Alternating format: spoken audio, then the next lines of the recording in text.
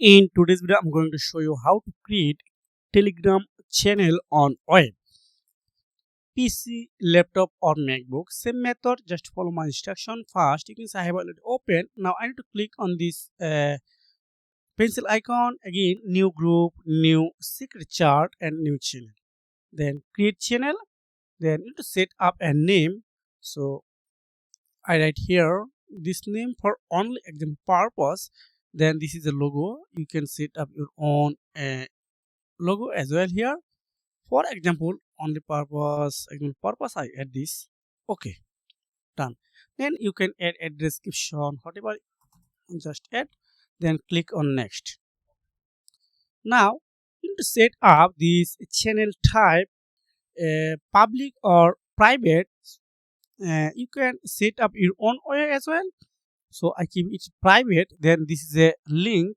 Now click on done. Wow, you can see it's already created.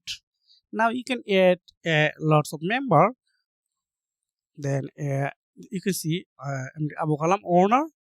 Then if you want to add any other person to admin, you can add here. Then if you want to add subscriber, you can add subscriber. Lots of people you can able to add on here. Thanks for watching. See you again.